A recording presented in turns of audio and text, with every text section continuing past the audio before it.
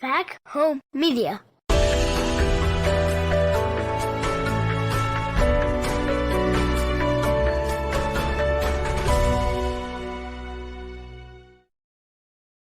Hello, everybody, and welcome to another episode of the Kansas Missing and Unsolved podcast. I'm Ricky Tabergi, and joining me down from Arizona is Derek. How you doing, Derek? Tired, buddy. Ready to find some people, man. Ready to find some people. Yeah, me too. It's been a day. I've been sitting here at my desk most of the day trying to get some stuff done, and it's been a battle of staying awake. You know, days off seem like great, but usually on my days off, I don't do anything, and I get bored. Yeah. I did finally get up and do some vacuuming and stuff like that. So that's boring. I was kind of productive today, a little bit, not much, but a little. Yeah. All right. How you doing, Rod? How you doing, Kelsey? How you doing, Roxanne? Awesome. Let us know where y'all are watching from. Kind of keep up with that. It's fun to do every week. Yeah. See where this thing's going out. Mondi says, "Hello, Ricky. You both having a great night?" Yep. So far. Fort Scott with Dottie. Alicia. Yeah. Spent my day watching the Back to the Future trilogy.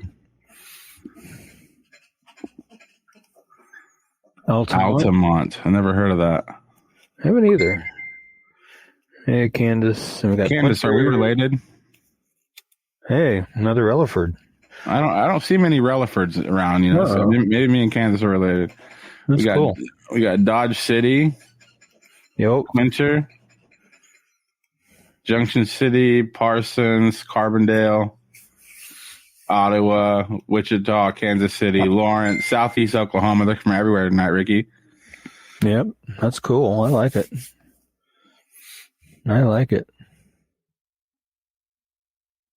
Yeah, I've got somebody messaging me on Facebook asking me if we're going to be on tonight.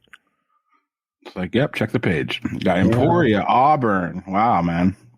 That's awesome. I'm replying on right now. We got Natoma. I never heard of Natoma. Onaga. OP. Overland Park, I'm guessing. Onaga. Yeah, I never heard of a lot of these towns, man, and I'm from Kansas. OP would be Overland Park, I'm sure. That's what I think. That's what I think that is. Seneca. Nice. Leavenworth. That's where the big prison is, right? The military prison. Yeah. Yep. The federal prison, yeah. Hayes, Kansas. Hayes. Lori Hayes in Hayes, Kansas. It's her city. Yeah. She owns the place. That's awesome. Was it named after you, Lori? We got Manhattan Gang in the house. Gage, Oklahoma. T-Town, Kansas. Nice. Well, guys, we got a show for you tonight for sure. As always, please share the show to people, like-minded people like us who like to try to help solve some problems. Share us in groups. And we want to thank everybody for sharing the flyers every week. Those flyers get shared out so many times. Thanks to everybody who's sharing these flyers that Ricky's producing and putting out into the world, helping to find people that are missing. Colorado City, Texas, Victoria. I'm thinking that's Victoria, either Kansas or Texas. The Grace Doe you mentioned last week was also talked about in our local group chat. Oh, wow. Wow, cool. Spreading the word. Everybody's talking about the same stuff. Yeah, definitely. For sure. That's awesome. Yeah, that's crazy. All right, well, we're going to go ahead and get into some cases as we got a few more. Rose Hill. That's where my wife's late mother is from, Rose Hill. She was Victoria, Kansas is what Jason says. I know of Victoria, Texas. I talked to a friend from Victoria, Texas the other day. That's why I was thinking about Victoria, Texas. But we're going to go ahead and get into some cases here. Again, we want to thank everybody for stopping by. This is a Sammy great. says hi. Sammy is here saying hi. My dogs will be here in a little bit. You're watching Kansas Missing and Unsolved. We'll be right back with our caseload for this week. If you or someone you know is a victim of human trafficking, call the National Human Trafficking Hotline at 1-888-373-7888. All right, we're going to start off with Angela Marie Hammond. This one just got done today. Missing from Clinton, Missouri. Missing since April 4th, 1991. She was 19 when she went missing. She would now be 50. She is 4'11", weighs between 120 to 140 pounds, brown hair and brown eyes. Angela was talking to her fiance, Rob Schaefer, at a telephone booth in a parking lot outside the Food Barn store in the center of town in the area of Jefferson Street and 2nd Street. Angela told him she was too tired to meet up with them as planned and she would go to their home and take a bath instead. She also told him a suspicious man circling around the parking lot in his old truck. Angela described him as filthy, bearded man. She said he parked his truck near the booth and got out of it with a flashlight as if he were looking for something. Suddenly, Schaefer heard Angela scream, then the line went dead. Her car was later found abandoned in the parking lot. Schaefer immediately drove to the phone booth. On the way there, he passed a late 1960s or early 1970 models Ford green Ford F-150 pickup truck and heard Angela scream his name, Rob. Schaefer followed the vehicle for about a mile on 2nd Street and Culver Drive, but his own car's transmission failed and he had to stop driving. He stated the truck the truck that he saw had a decal on the back of it, and I have a little bit better description than what I used on the flyer. It showed a fish jumping out of water on the back of it. Fish jumping out of the water on the back window, covered the entire back window. Possibly with a white top and possible damage to its left front fender. Witnesses reported seeing a Caucasian male driving a similar truck near the telephone booth at the time Angela disappeared. The man, who's never been identified, was wearing coveralls and a dark-colored baseball cap. He had eyeglasses and a beard and mustache. If you have any information regarding Angela's disappearance or you know of her whereabouts, please call the Clinton, Missouri Police Department at 660-885-5561. And another little added piece of information here was that at the time of her disappearance, Angela was actually 4 months pregnant as well. So hopefully we can get some information going out there and see what happened to her. What the hell? Yeah, and they were saying, I was reading on Charlie Project here, it also said that her case may be linked to two other Missouri women, Cheryl Ann Kenny, a convenience store working, disappeared after locking up her store in Nevada, Missouri, 70 miles from Max Creek on February 27, 1991.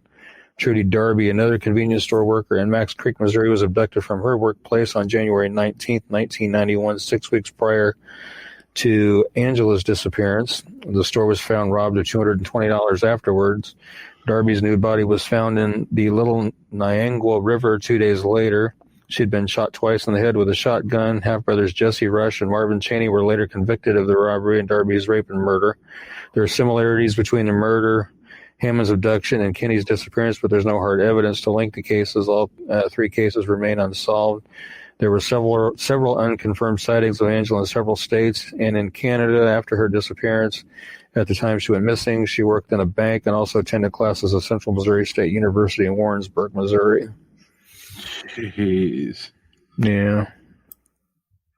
So this is a long time ago, obviously. Yeah. Do you know if the boyfriend is still involved with the case?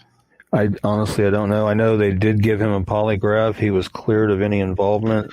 Because honestly, I hate to go there, but if I was like a cop, and somebody called me and said, "Hey," and told me that story, I would be like, "Yeah, right." Like, I would just be like, "That is, like it sounds like a movie, Ricky. Like, right. It sounds like he's like Liam Neeson, and he gets a call in a phone booth and."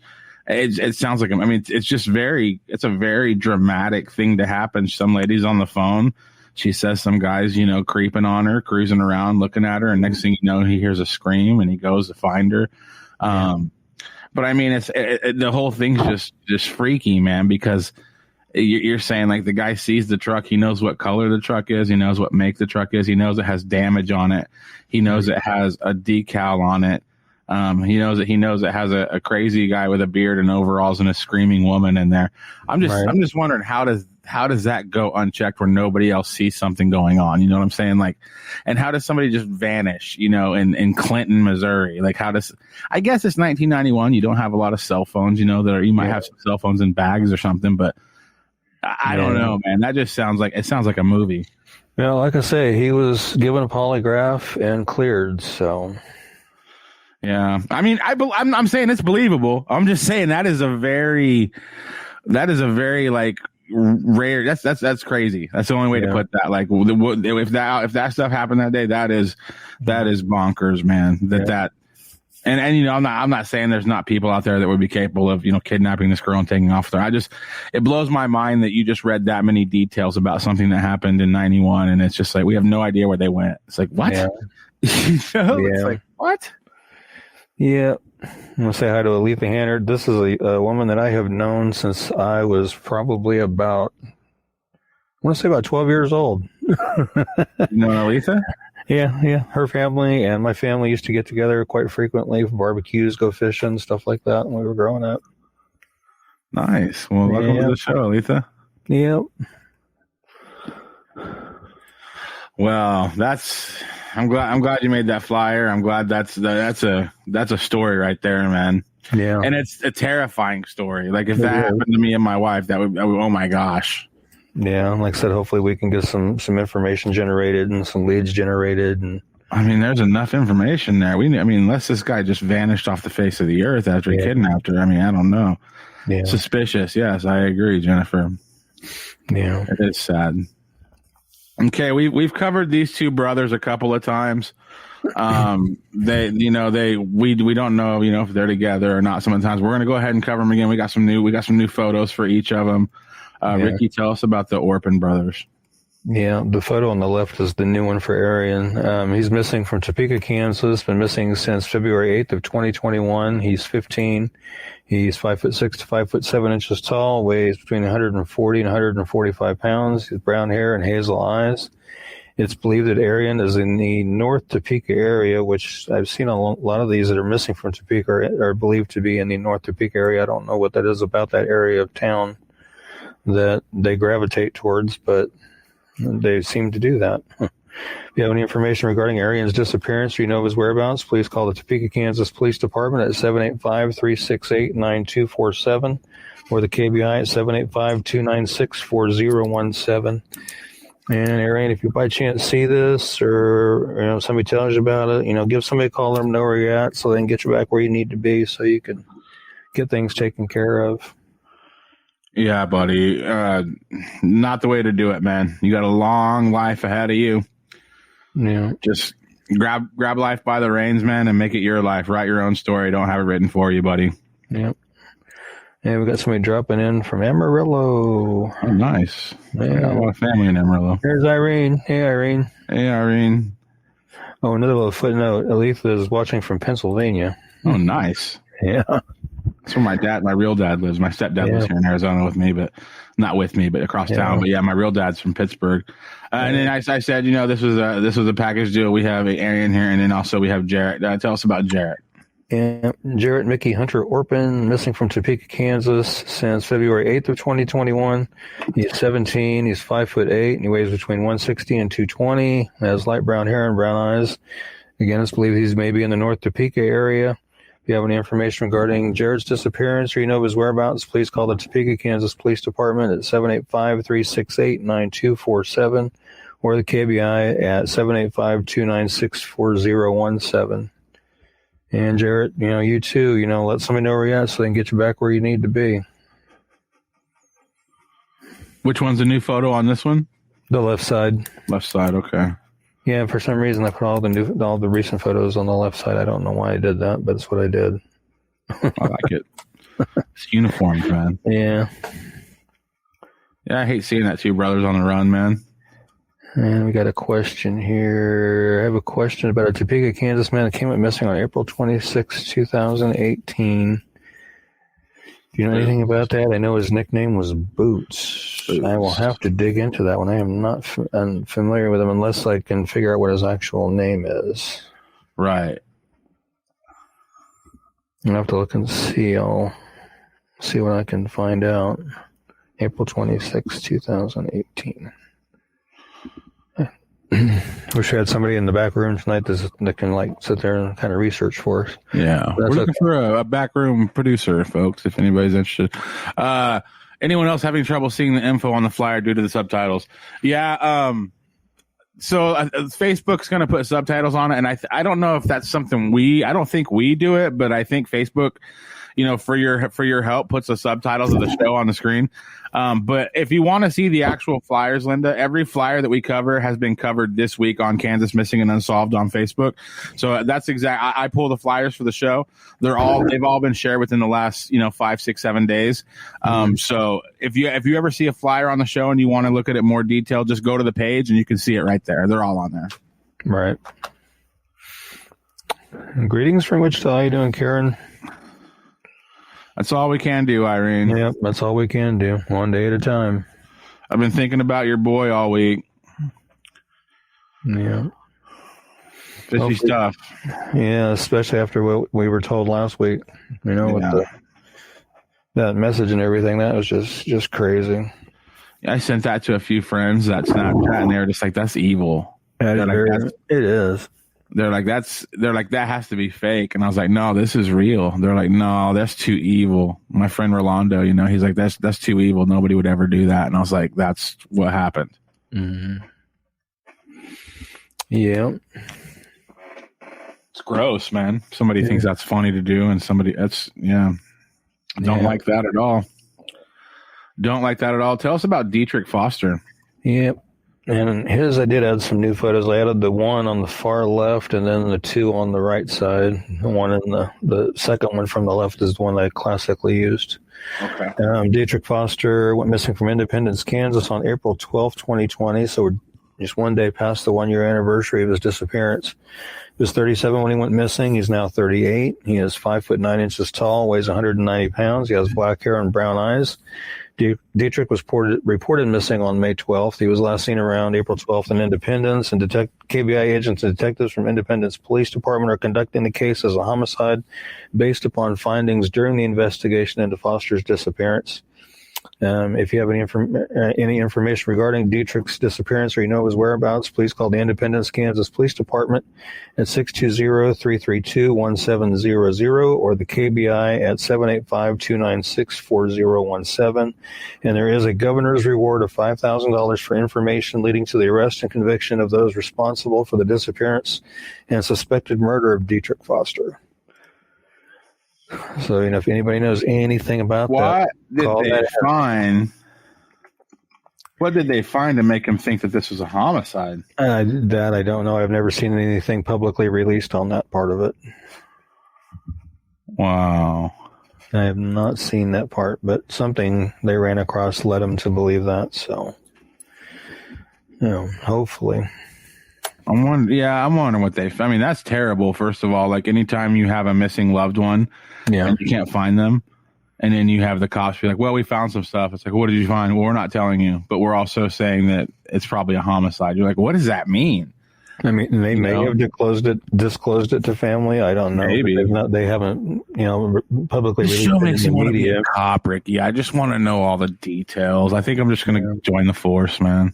I wish they could. I think I'm a little too old now. You do something up there, man. Get you a job. Do traffic tickets. You'll be all right. Yeah. No, but I mean, seriously, man, like the people, you hear stuff and like just nobody knows. But I mean, I guess there's really not a whole lot of explaining to do whenever it's like, well, the cops are saying like, we believe it's probably a homicide. Yeah. There's really only one way to take that. It looks like the police are thinking that Detreck might not be with us anymore. So, $5,000 reward. What's that number? One more time, Ricky, they can call. The number on that again is, let's see, the Independence, Kansas Police Department is 620-332-1700 or the KBI at 785-296-4017. And again, there is a reward of $5,000. It's a governor's reward for information leading to the arrest and conviction of those responsible for the disappearance and suspected murder of Detreck Foster. So hopefully we can help get them closer to finding out what happened to him and where he's at. Yeah, that's 5,000 reasons for somebody to say something. Yeah. Yeah, and that picture, the second from the right picture, I actually cropped it, and you can kind of tell almost, but that's a picture of him with his two daughters. Wow. And he does have two kids. So Jennifer says, I thought they found some bones in Parsons. I'll have to research that. Yeah, we'd have to look into that. Yeah. Yeah. Oh, yeah, Darius. Okay. Sarah's saying it was Darius Calvert. Yeah, he was found deceased. Yes. You helped getting my son home. I can't thank you guys enough for what you did. Thanks for doing this. You're saving lives. You're welcome. You're very welcome, Hope. How do you reopen a closed case that was concluded as an accident to being filed as a cold case instead? A wing and a prayer. Yeah. I would say there would have to be some kind of evidence that would indicate that it was something as opposed to an accident. I would almost say you'd have to get a private investigator involved and have the private investigator look into it and see what they could find. And if they could turn up anything that would suggest anything other than an accident, then have them turn it over to the police department. There's a case in my hometown. It's gone down. It's a closed case. Anybody can contact them and ask them anything. They can give you all the details about it because it's a closed case. But a kid named Ty Markart was hit by something and killed. And this is a small town, and here 25 years later, there's roaring rumors that it was no accident at all. I've talked to, obviously I don't know what happened that night. I wasn't there, but I know that since I grew up there, I knew that a lot of people said that it was no accident. I've talked to the OSBI, and basically they said, in order for a case to go from being an accidental death into a homicide, they use the word astronomical. You have to have an astronomical amount of evidence to overturn something from being. So basically, yeah, and you're going to have that, Emery. Yeah, you're not, and honestly, it's a lot of it is political. But honestly, the best thing that I can do, that I tell you to do, is to investigate it yourself. That's what we do here. It's like if you feel like something's fishy, investigate it yourself. Ask people questions and stuff, and maybe you can help out with the authorities if you learn anything. But, a lot of times when something's, listed as an accidental death, it's really hard to get any movement on it being otherwise. Yeah, like I said, any of that or enlist the help of a private investigator and see what they can dig up for you. Mm-hmm. But you'd be surprised just calling people. Like I've done it. You just call people and ask questions. You learn a lot about stuff, but, it's again, like it's just one of those situations where if it's ruled a certain way, like it's really hard to go back on that. But the good thing about that is, Emery, is whoever you're talking about, if it was ruled an accident, you have access to everything in their case files because it's public knowledge. It's a closed case. Yeah. So if you have questions, Emery, call them, get all those files, and see if it makes sense. That's where I can tell you to start. Yeah. Tell us about this is one we've covered, obviously. Emery may have to file a Freedom of Information Act to get it, but she should be able to get it pretty easily since it's been ruled an accident. You should be able to get it. I mean, it's a closed case. Now, if it was an unsolved homicide, good luck. You're not going to get anything. Right. But if it's a closed case, that's all public information. So start there. Start asking people for the case files of what happened. And if it was an accident, cool. They can show you all the evidence they had. We've covered this one recently.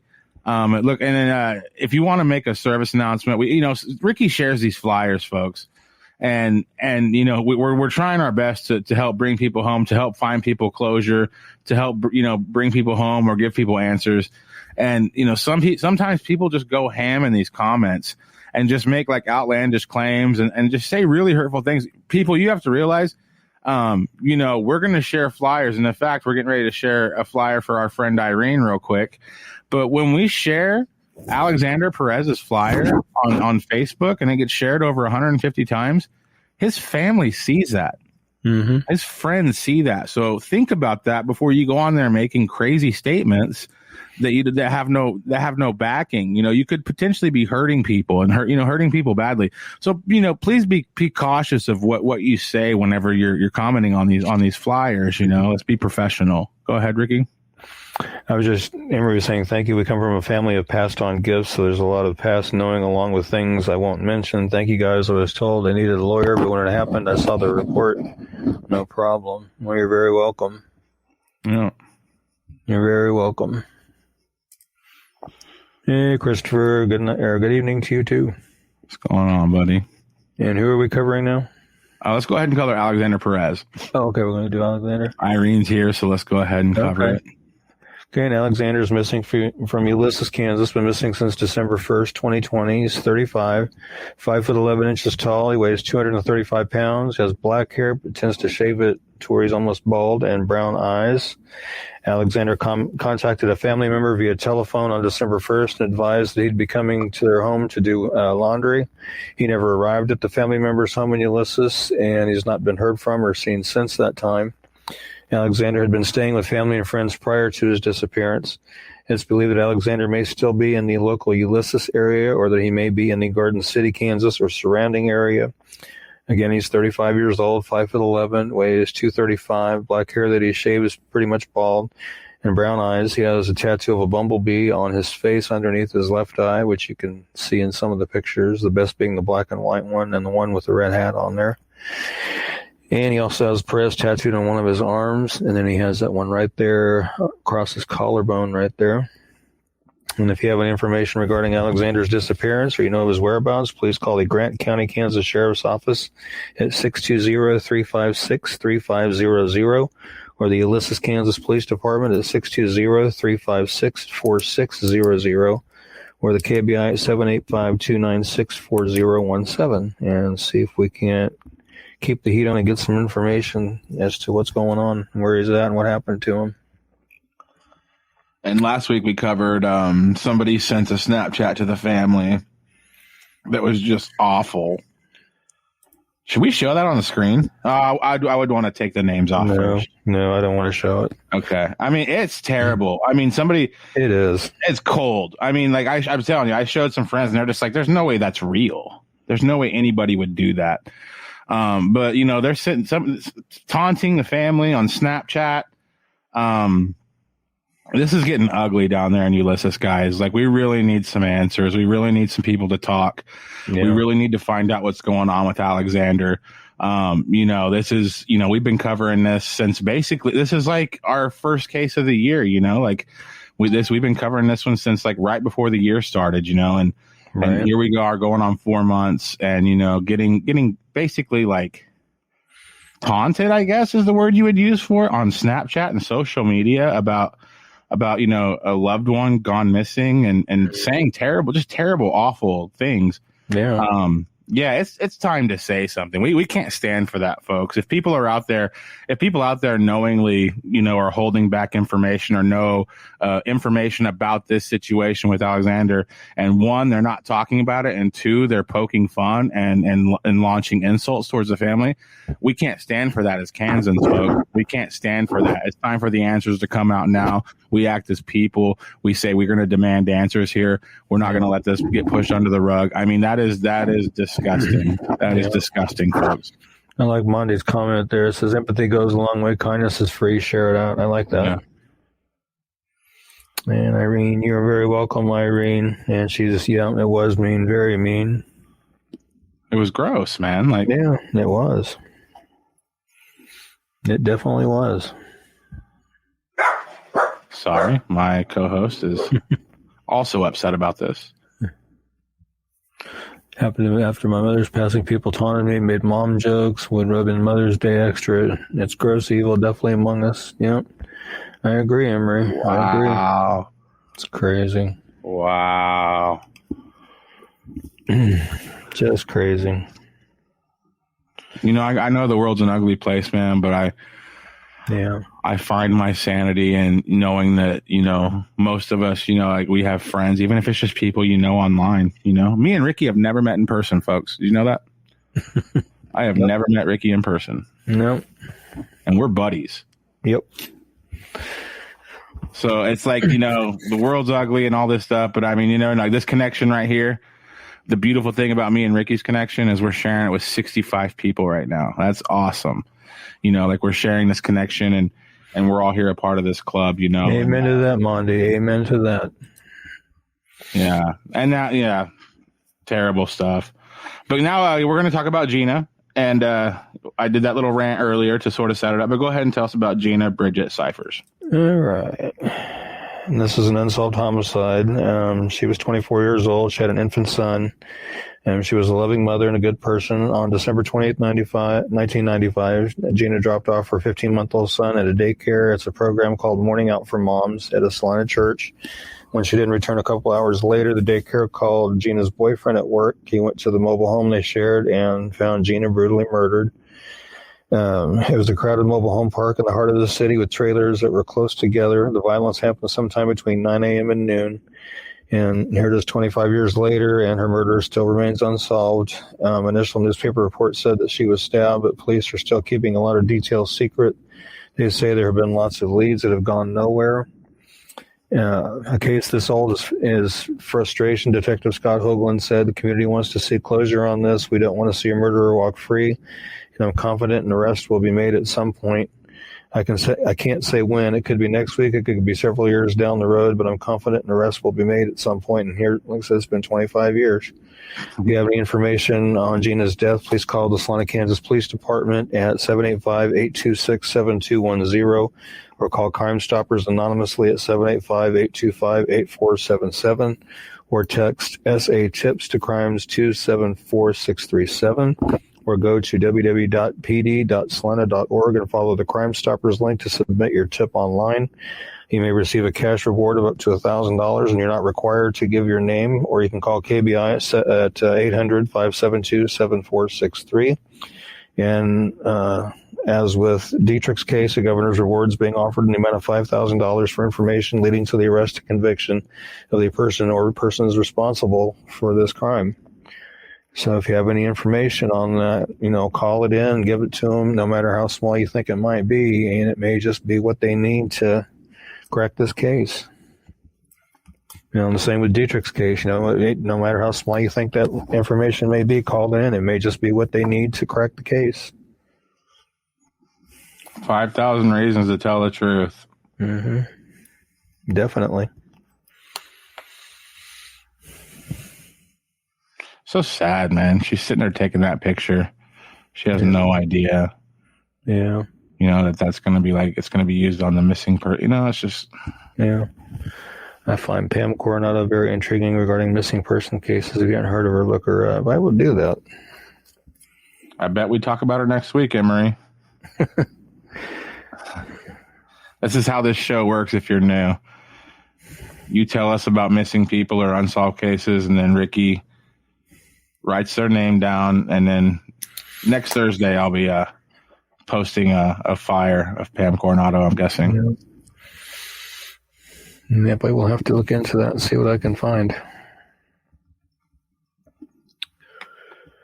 What about this? Do a reverse DNA? Do a reverse DNA. Not sure what you mean by reverse DNA. Are you talking about, if there was DNA left on, I don't know how that would work or not. Yeah, I'm not sure. Yeah. There's a case in my hometown, Suzanne Johnson. There was evidence of a sexual assault, and I don't know why to this day, almost 60 years ago.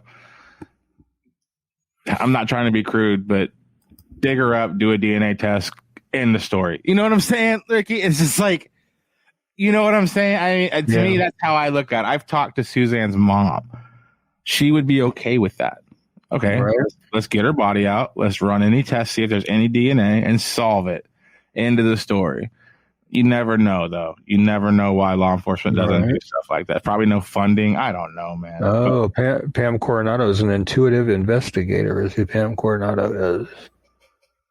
Remote viewing missing persons. I'll have to check that out. See what she does. And I agree with this too, Mondi. Sometimes that's what people need, though. That's really terrible. But honestly, though, just for heads up, I don't think most people don't say anything because they don't want to say anything or they don't care to say anything. I think the reason most people don't say anything is because they just picture themselves ending up in a courtroom repeating what they said to the law enforcement, and then you have to leave that courtroom and go home and live the rest of your life, knowing that there's people out there that are really upset with you for what you said. You're a narc. That's the word, narc. You know what I'm saying? You're You're, you know, there's 1,000 negative words to call somebody who tells on people. You know what I'm saying? Like, people choose not to say things because, one, they're afraid for their lives. Two, they're afraid to get involved. And three, we live in a society where if you do the right thing, most people are going to kill the messenger. You're going to be a martyr. You know what I'm saying? Like, so the reason when people come up, that's the reason you have like Crime Stoppers, you know, where you can call anonymously. You don't have to deal with any of that stuff. You know, they just want leads. They just want to know where to look. But yeah, I think the money is kind of a good thing though, Mondi, because there are people out there that don't care about cases like this, and the money's going to be the only thing that makes them squeal. And, you know, at the end of the day, if it only costs, you know, $5,000 to get somebody who, you know, isn't that great of a person to be like, okay, I'll tell you what I know. I mean, we can move with investigations and stuff. You know, you got to look. Gina has a family, friends. You don't make it 24 years old. You don't make it 24 years on the earth without accumulating friends and family. You know what I'm saying? Like, people want to know what happened to their friend. What, you know, who did this? You know what I'm saying? So, I don't know. I just feel like, yeah, I hate that it's a $5,000 reward, and that's what it's going to take for it to solve a lot of times. But at the end of the day, I'll take whatever information will come in, however we have to get it, you know?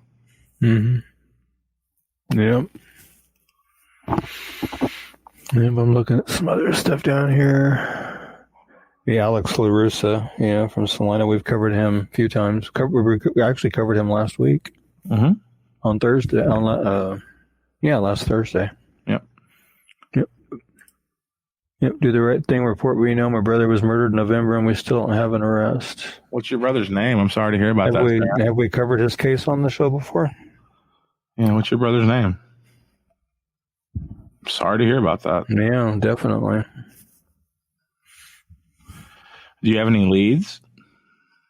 Obviously, if you don't put anything that would hinder your investigation. But feel free to contact us, Sarah, if you want us to help tell your story. We could do it in a controlled environment, so, you know, we don't, you know, hinder any investigations or anything. But that's terrible, and we'd love to talk to you, and Ricky can help, you know, do what he does.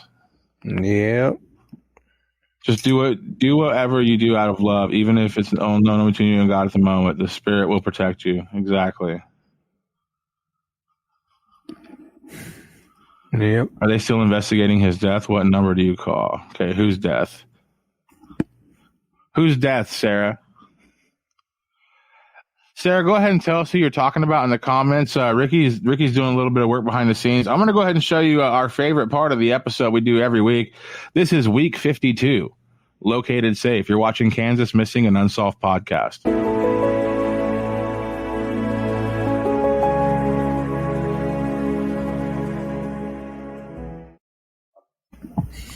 All right. Yep. I'd like to see that part of the show myself. Always like the located safes. So getting back on track, we're going to go ahead and continue. We got about 5 or 6 more cases for you guys tonight. Thank you for stopping by. Share the show, and let's find some folks. Tell us about Glenna Bullard. All right. I will do that. Glenna Bullard is missing from Lincoln, Kansas. Been missing since November 1st of 2017. She was 38 when she went missing. She would now be 41. She is 5'6" tall, weighs 180 pounds, brown hair, green eyes. Glenna was last seen in Lincoln on November 1st. She stated she was leaving to go to Texas to be with family members. She has not shown up in Texas and has had no contact with family since that date. At the time of her disappearance, again, she was 38. She would now be 41. She's 5'6" tall, weighs 180 pounds, brown hair and green eyes. Some sources list her as having brown eyes. If you have any information regarding Glenna's disappearance or you know of her whereabouts, please call Under Sheriff Dustin Florence at the Lincoln County, Kansas Sheriff's Office at 785-524-4479 or the KBI at 800-572-7463. And I was thinking there was some other information on her case that I missed on that. Let me look real quick, and it involved with, let me see here if I can find it here. As I was reading it, it talked about right that she had left in a vehicle with a couple of individuals here. While Ricky's looking for that information, Jade, we predominantly cover Kansas, but we'll cover cases from anywhere because people pass through Kansas all the time. Alex LaRusso was his name. You are right. Salina, Kansas. She says, Emery says she looks familiar. Lindsay says, I was thinking the same thing. Yeah. Lincoln. I keep wanting to say Nebraska. Lincoln, Kansas. This was 4 years ago, folks. Obviously not looking good if it's been 4 years since anybody's heard from her, She was seen traveling in a blue single cab pickup around the time of her disappearance. And one source I saw stated, I believe she was with two male individuals in that truck. Is what I want to say. So last seen in a vehicle with two males is what you're thinking? I believe that's what I had seen. Unless I got it crisscrossed with a different case, but... Wow. I'm going to have to keep researching. Anybody in our viewing area spend any time in Lincoln, Kansas? Anybody been there? I've never heard of it. It's just a little bit kind of north and west of Salina up there a little bit. Oh, that's your territory. Yeah, it's pretty close to me. Not too far from here. Wow. Well, I guess I'm going to have to do some more research on that. I hope I didn't get that crisscrossed with another case, but I was thinking I'd seen something about that. Have you heard about Corey Gauthier? I hope I said that right. No, I have not. We're going to write that one down. You'll see it next week. I'm getting ready to write that down right now. They're putting you to work this week, Rick. That's all right. I do not mind it at all. That's a crazy thing, man. Like, we do all these cases each week, not even putting a dent in how many people are missing. Oh, I know. These are just the ones we know about. Kelsey's dad lived in Lincoln, owned a TV shop there. Oh, that's cool. That's badass. Sorry. But that's badass. That's really cool. A TV shop. So what do you mean a TV shop? Did he sell TVs? Did he repair TVs? What was his deal there? I would guess both. Probably both. Yeah, right. Mm-hmm. So yeah, Jada will look into Corey's case and get something made and posted, and we'll cover it next Thursday. And that'll be the next show. It would be. Let's see. Today is. I'm so lost. Today's the 13th, so it'll be the 22nd. April 22nd will be the next show. Awesome. So mark that on your calendars. April 22nd. Yeah. Tell us about Jason Logan Scott. Okay. As soon as I find his flyer, I will. He's missing from Topeka, Kansas. Topeka seems to be the hot spot today. Been missing since March 29th of 2021. He's 16 years old. He's 5'7", 107 pounds, brown hair and brown eyes. He is bipolar, and he's having thoughts of harming himself, and it's unknown if he is taking or has his medication with him. If you have any information regarding Jason's disappearance or you know of his whereabouts, please call the Topeka, Kansas Police Department at 785-368-9247 or the KBI at 785-296-4017. And Jason, if you see this by chance, give somebody a call, let them know where you're at so they can get you back where you need to be.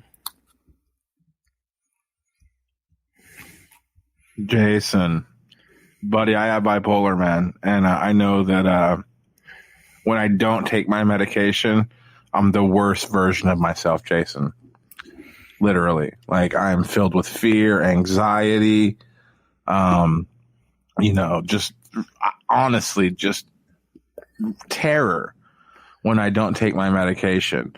I know it's not fun to think of the thought of being like, well, why does a person across the street get to just live their life? They get to just wake up and drink water and eat food and do whatever they want and be themselves. But all of a sudden, like, I have to take a chemical to fit in. Well, honestly, man, it's the same. Like, people are born with diabetes.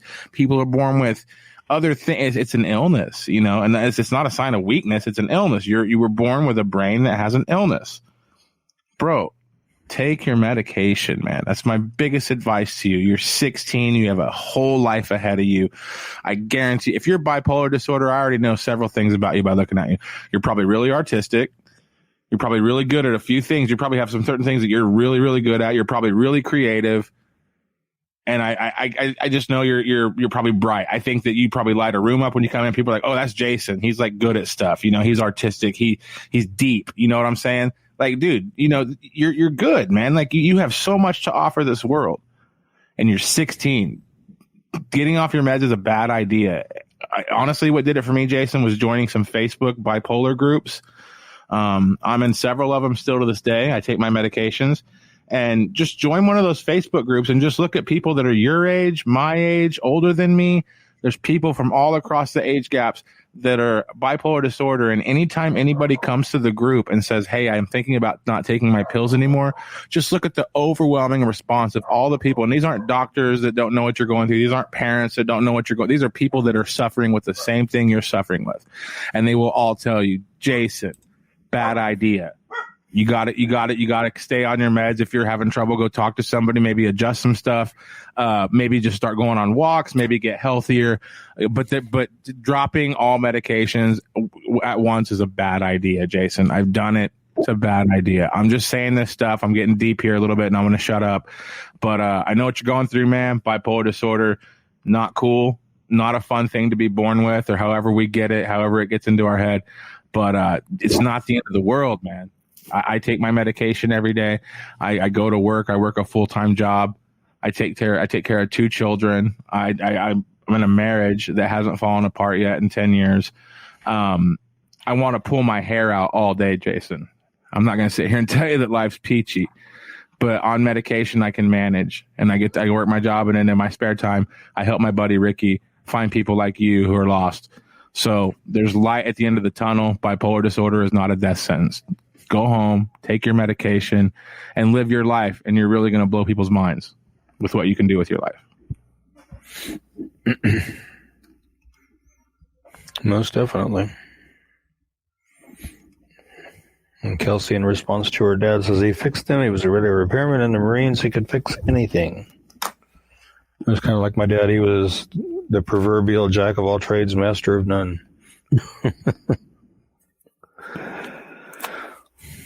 Fixing TVs. Love it. I used to watch my dad tear apart TVs, lawnmowers, washers, dryers, refrigerators, cars, trucks, vans, you name it. He was tearing everything apart. Did he ever put them back together? Oh, yeah. Yep. He even taught me how to tear down a lawnmower engine when I was like 14. And then he passed away a year later. So, yeah, we were talking about that earlier. Please do a story on Taylor Ream. I will do that. Write it down, Ricky. That's the one we can definitely look into. I will do that. This next case, Ricky, really unique name, but I'm not even going to attempt to say it, okay? Man, I hope I can say it. It's really unique. I like it. I was looking at it when I was making it, I was thinking Javiys, Zayveronna, Stano. I'm hoping I got that right. She is missing from Topeka, Kansas. Been missing since April 6, 2021. She's 17, 5 foot 6 inches tall, 120 pounds, brown hair, brown eyes. If you have any information regarding her disappearance or you know of her whereabouts, please call the Topeka, Kansas Police Department at 785-368-9247 or KBI at 785-296-4017. I wished I had more information on her, but I wasn't able to get much more than what I have there, obviously. So, I mean, I don't know if they still think she's in Topeka or if she tried to make her way out of Topeka or anything like that. So just everybody keep your eyes open everywhere. That's all I can suggest right now until I can find out more. And Javiys, if you're by chance seeing this or hear about it or whatever, give somebody a call, let them know where you're at so they can get you back where you need to be. All right. I know there's a lot going on out there right now, and it's hard to really wrap your head around everything, but get back to where you need to be and take care of business so you can, get through high school, graduate, pursue college, whatever you want to do. Just get back to where you need to be. Yeah. Write your story the way you want to write it. Yeah.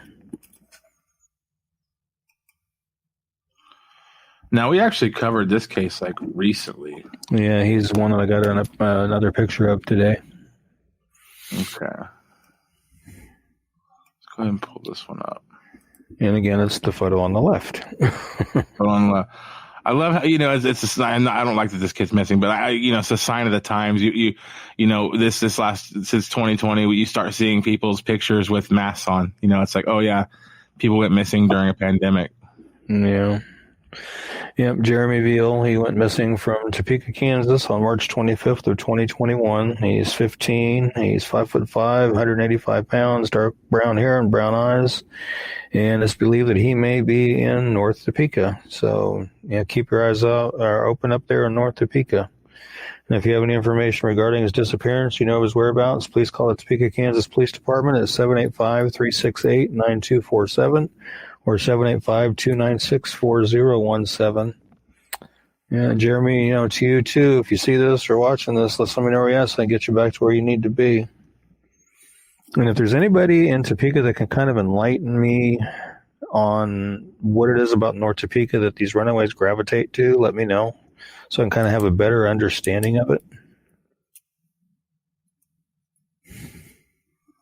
She says, sign of the times, smiling while going into jail because it's a mess out here.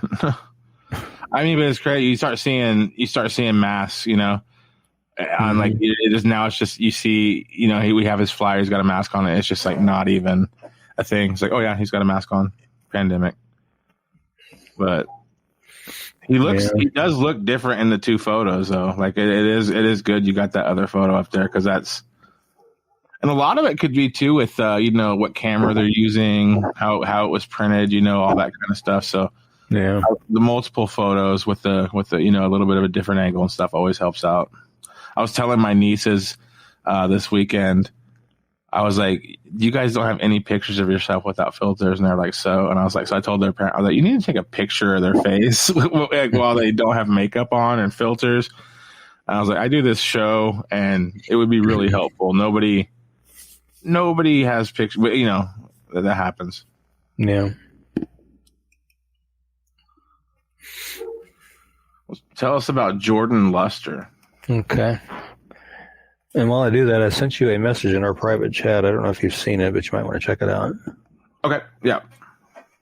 Hey, Jordan Luster is missing from Olathe, Kansas since April 9th of 2021. He's 18 years old, and he is 5'10" to 6 foot tall, weighs between 140 to 170 pounds, and he has black hair and brown eyes.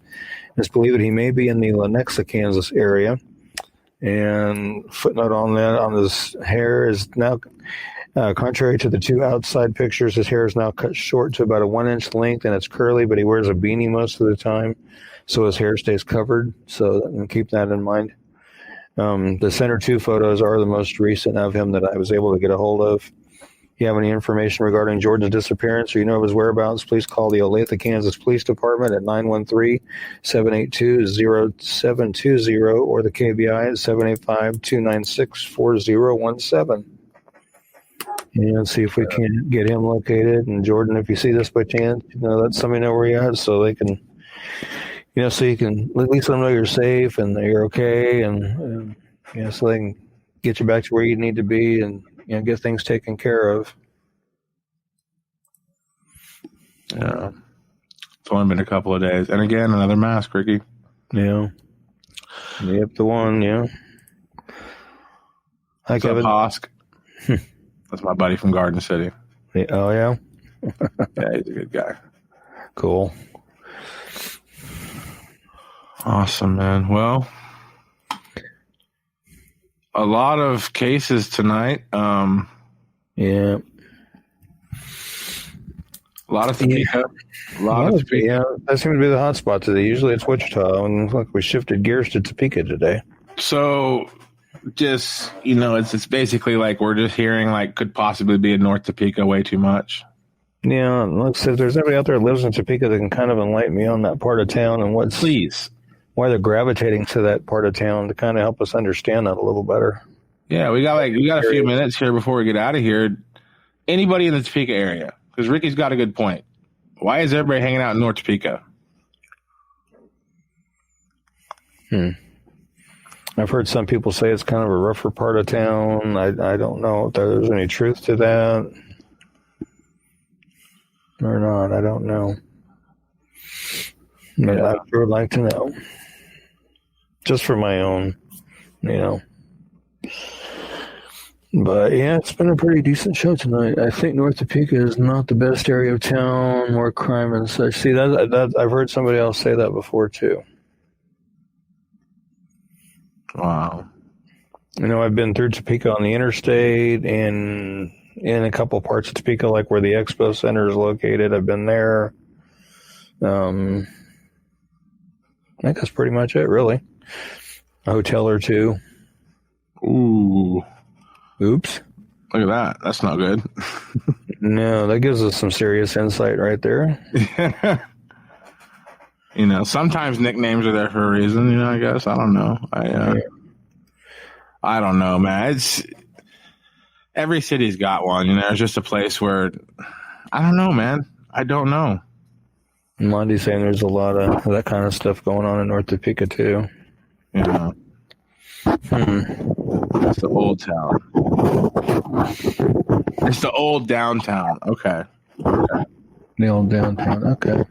I mean, I'm in Phoenix, man. There's like certain, it's just like any city, there's like, you go to some parts of Phoenix and it's like $10 million house. You go to certain streets in Phoenix and you see 500, maybe 300 people living in the street. Like I'm not even joking, man. I was doing Uber and I went down this road, literally like 300 people living in the street, Ricky, like just sitting there, beds everywhere in the middle of the, like on the sides. You couldn't drive down the street. I had to turn around, and there was a lot of drug use. There was a lot of mental illness. But I mean, that exists. Like there's $10 million houses in the city I live in, and there's people right now as we speak laying on a mattress outside. Like that's, I don't know, man. Like we need help. We need help. That's what I've been saying. Get a lot of these wealthy people together and have them start chipping in and start taking some of these old office buildings or hotels or malls or stores and renovate them into homeless shelters to help these homeless people get in off the streets, And load that place with psychiatrists. I think a lot of homeless people are just mentally ill, man. Well, I think that, and I think we know with the pandemic, a lot of people were thrust into homelessness because of their employers closing down and having to close down and that kind of thing too. But I'm just saying, just renovate these places, make half the place for like the men, half the place for the women and kids, have like life skills classes in there. You have minor medical in there, like you're saying, mental health professionals in there to help them with that. It drives me nuts. Just get a bunch of these wealthy people. Like today, I saw an article. Jerry Jones, the owner of the Dallas Cowboys, was it last year, year before, had a yacht built for $250 million. It's 358 feet long. And it's like, take some of that money and put it together with other millionaires and start renovating these empty buildings into homeless shelters. All these cities are complaining about their homeless problems when they're not wanting to do a darn thing about it.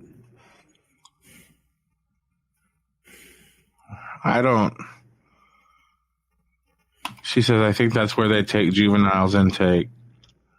I don't know. You're right, man. Phoenix, I just told you that right now, Mm-hmm. right now, Ricky, I could drive you. You come to my house, I will drive you to a street where there's 300 people at least laying on the road on mattresses. I can show you that. And I can also drive you to 3 really nice professional team stadiums. Where are our priorities, people, Ricky? I mean, like, we have nice state-of-the-art stadiums, and we have hundreds, if not thousands, of people just sleeping on mattresses on the street, and we're okay with it. We go to sleep at night. Just like, whatever, It's like, I don't know, man. I think you're right. I wish maybe we'll get rich, Ricky. Maybe we'll both invent something like something cool. I don't know. Get rich. Yeah. We'll help. We'll help people. But he says, "Amen. I love my neighborhood, but 4 blocks away we have drive-bys." Wow, that's crazy. Business suits are just as dangerous, if not more, than baggy jeans. Yeah, true. Where she lived on Surprise, homeless were living in the riverbed. Wow.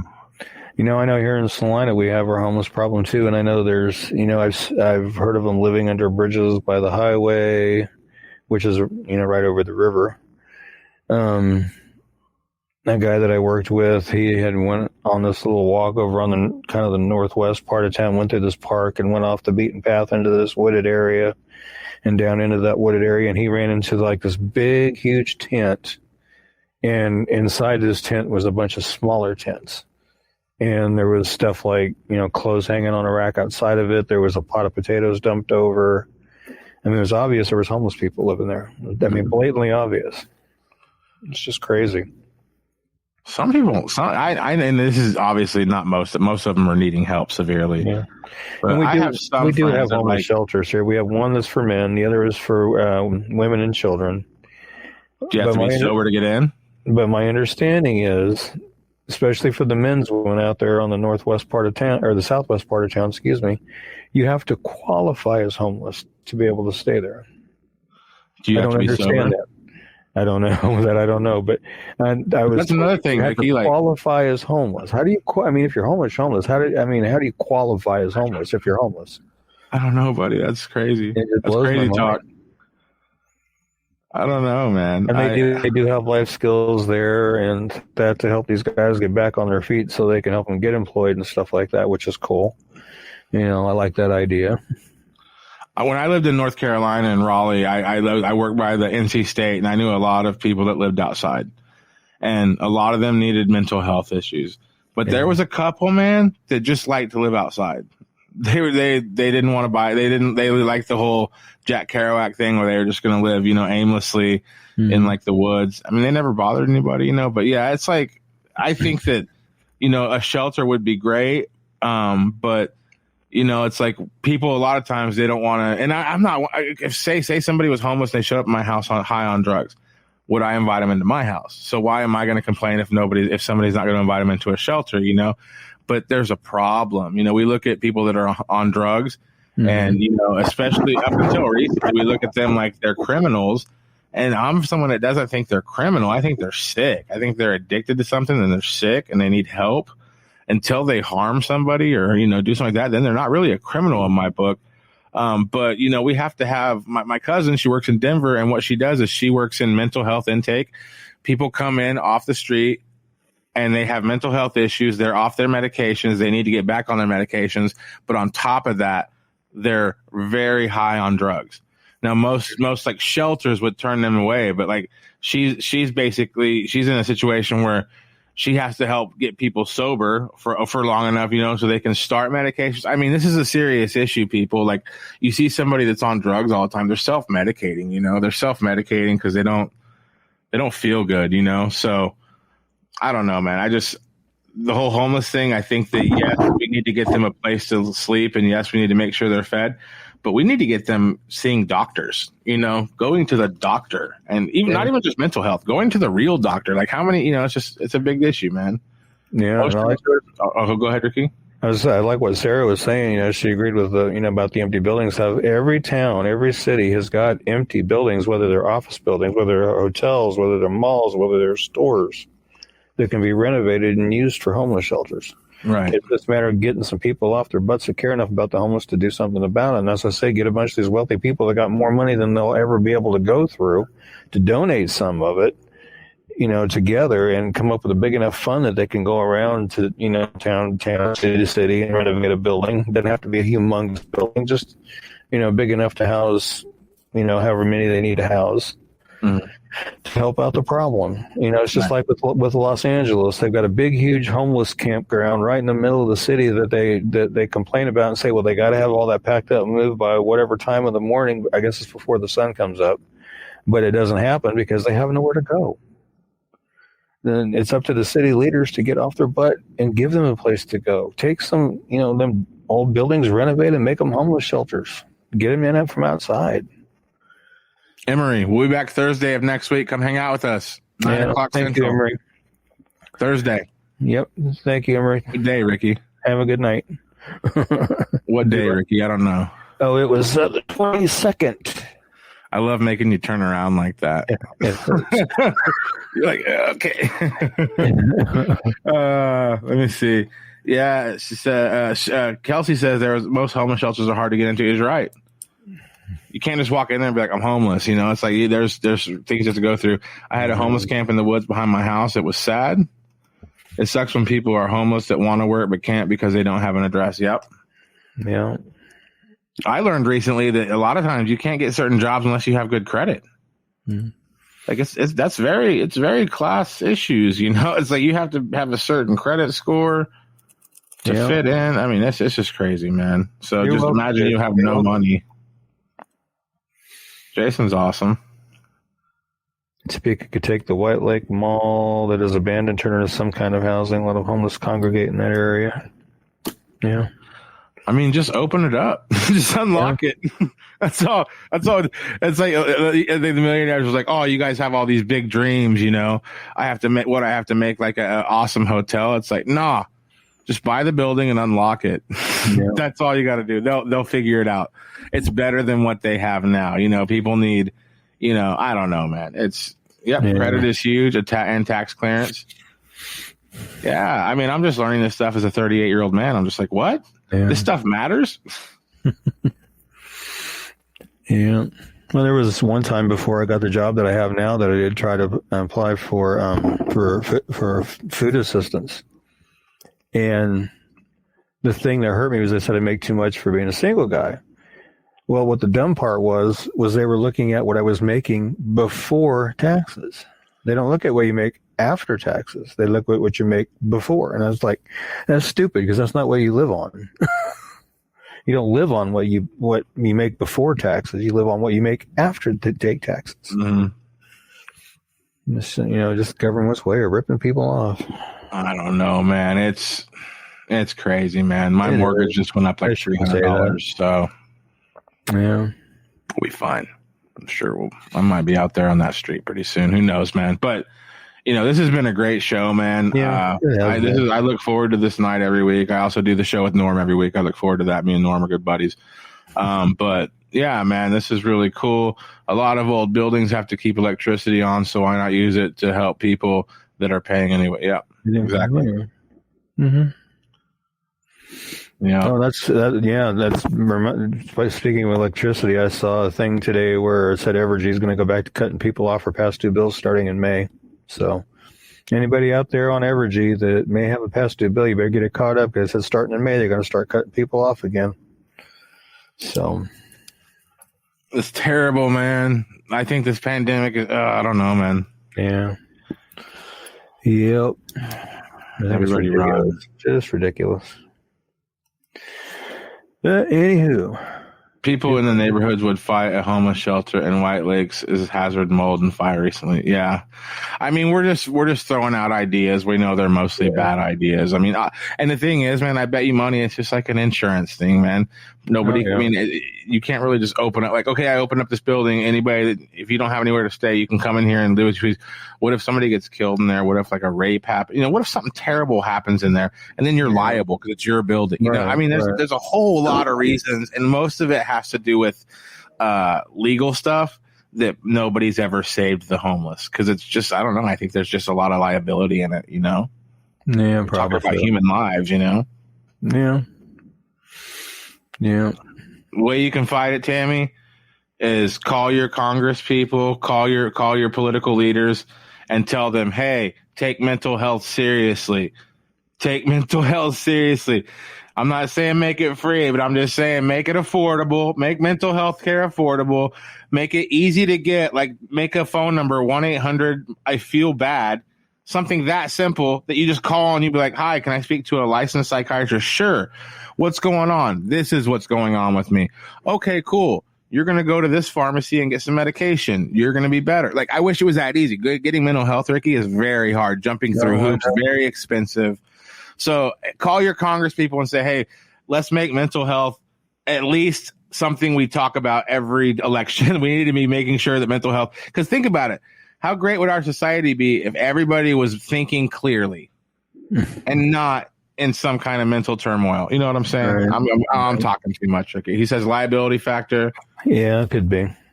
You know, what got me on this thing about the homeless was it last month? I think it was when we had that really bad cold snap where it was like wind chills were like 30 some below. We had a guy here in town that was, for the most part, homeless, and he froze to death outside. You know, I mean, they found him in somebody's 10 miles from $1 million house. It was just down the street for me. Take it up with Vanderbilt. You know, found him in somebody's yard. Yeah, I agree with that one too, Tammy. We need more mental health hospitals. Mm-hmm. Yeah. I will say it's a lot easier. I found out I was bipolar and had a. I don't like getting political, but this was a good one. Hey, I'm all for it. I want everybody to get mental health care. Yeah. Even if I don't know. There's just no reason to live in darkness. And a lot of times people just, even if it's just anxiety or something, just, you know, if you feel bad, talk to somebody. But again, it's a whole mess. Oh, yeah. She says you can thank Reagan for that. You guys are funny. Okay, guys. I'm probably gonna go to bed. I started a new job. This is week 3. I'm a salesman now. Ricky, I made 3 sales yesterday, and cool. I was the king of the class. Everybody's like, "Ooh, Derek, you're so good at your job." Today I only had 1 sale. It was my first call of the day. I closed the sale. My boss is like, "Go take a break. You're gonna have a great day." I didn't sell anything else for the rest of the I fell asleep after work. I woke up to your text saying, you know, you ready to go, you know, and I was just like, no, Ricky. I was like, I'm sad. I didn't sell anything today and I'm tired, but I'm going to get up and do the show. I didn't want to do the show, but I was just like so beat up from, you know, my job. But yeah, tomorrow's going to be better. Ricky's going back to work tomorrow.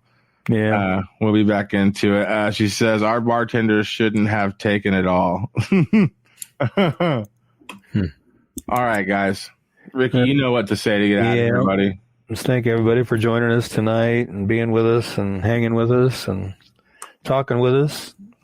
And like the next show will be April 22nd, which is a week from this Thursday. So we'll see you all then. Till then, you guys have a good night. Take care. God bless. Stay safe. And hopefully we'll see everybody back next Thursday. I'll see you then. Laters. Good night. Well, I don't think it, I thought it, that's different. I said what I said and I meant it, or lamented. Words given weight without thought in a person, the way that I talk and the way that I ought to be able to pause and to say that the fault can be placed on my arm, to display for the salt, to disgrace in his arm, pray for the day they could wait for the calm. You can't control the storm, only weather it's 5 weeks and 5 days of rain sideways. A scorched earth, search for death, or water left with all the thorns, with the petals gone. Settle on the breath of autumn.